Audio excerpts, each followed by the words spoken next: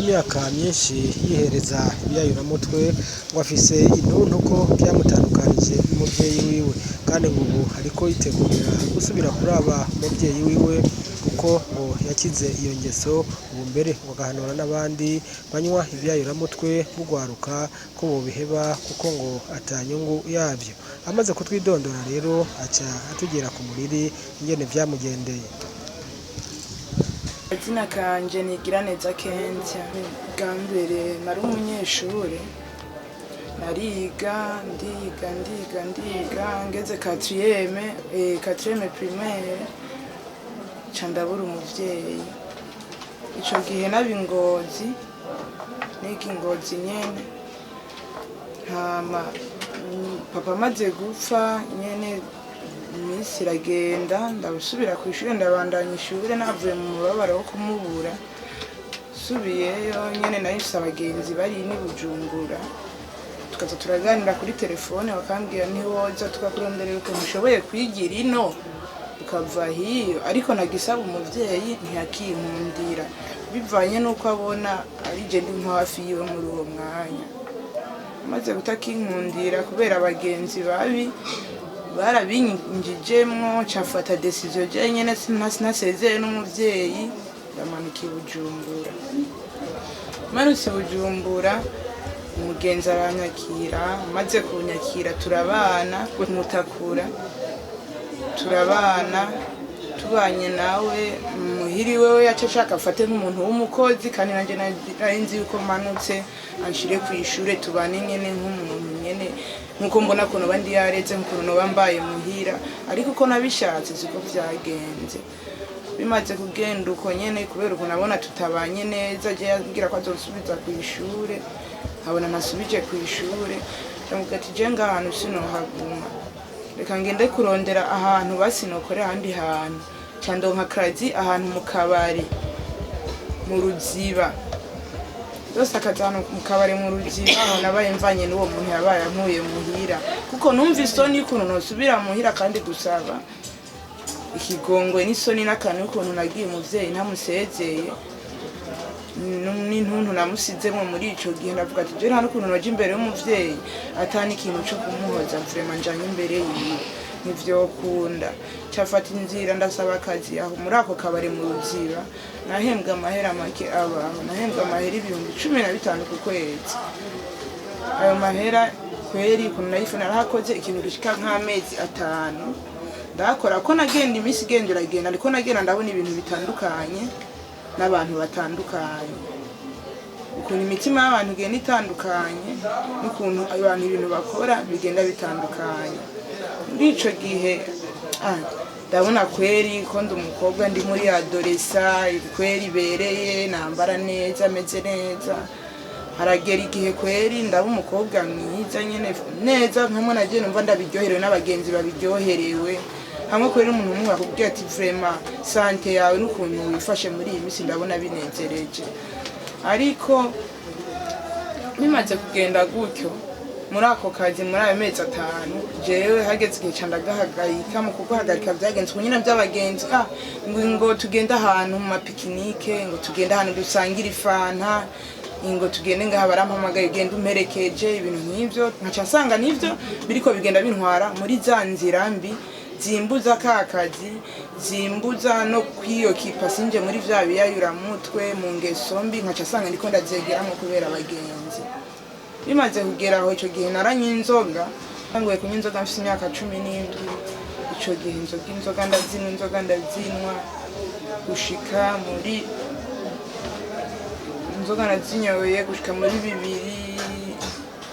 2009 gutyo ca ndazihagarika bivanye n'iki, nuko mfise ibindi bintu vy'ibiyayuramutwe biriko ndiko njamwo. Ya inyota y'inzoga sinabaye nkiguma nkigira, nasanga ndiko nja mu nyota ya ganja ya cocaine bivanye n'abagenzi babi.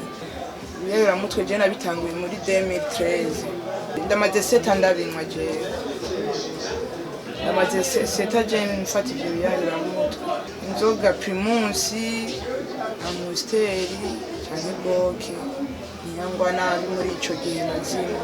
Inyota y'inzoga yahevye iramvamwo bivanye n'ikindi kintu ndose gisimbura ya nyota. Inyota y'inzoga yaramvuyemwo casanga ninjiye kunywa iyo cannabis, iyo ganja, casanga ninjiye kunywa iyo cocaine. Sinabaye nkigira ya nyota ya nzoga kuko narose igisimbura inyota y'inzoga. Kandi ico gihe nanywa inzoga siko nari meze nabi cyane, ariko maze kwinjira muri ya ganja ya cocaine nasanze ariko ngenda ndahinduka muri vyose. Nahinduka mu myifato, nkahinduka mu kwambara, nkahinduka no mu bantu, abantu bakandaba nabi, umuntu wese yahora amvuga neza agasigara mvuga nabi. Abagenzi nyene bisoneye babayeho neza bakanyinuba bivanye n'ubuzima ndimwo. Abagenzi nagira ni babandi nyene nabo bafata ca kindi nanje bariko banyinjizamo.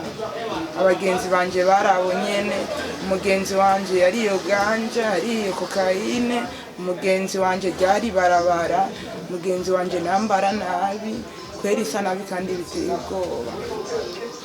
Muri ico gihe kweri ubwo buzima ndabuvamwo, kandi naronka abantu bampanura, ariko muri uwo mwanya kubera ata decision numvamwo yo kubivamwo muri uwo mwanya, nababona nk'abansi banje kweri. Keza n'ubu jewe kweri ntabinwa, ariko mu gihe ngiye muri ishirahamwe ABMPD hariho kinini vyangaruyeko, vyagiye birampindurako bivanye n'inyigisho n'impanuro, kandi ni nkako kweri ndabona ko hari ikintu kiriko kirampindukako kubera ABMPD isigwa n'ibiyayuramutwe. Bimaze kugenda gutyo jewe ubu unyi igihe ngezemwo ndabona yuko ari uko nokwisubirako,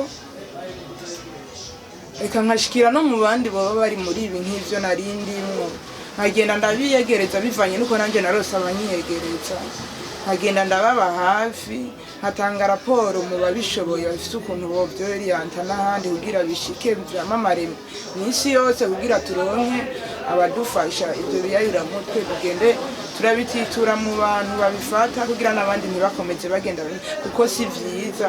Byaranesheje agaciro. Icambere cyo vyanteranije n'umuvyeyi, binteranya n'umuryango, binteranya n'abagenzi bamufashije mu bihe bigoye, baranyinuba ndabaho mu buzima bugoye, ndabamwibarabara ataryo narinzi, narimbaye mu nzu nk'umwana nk'abandi.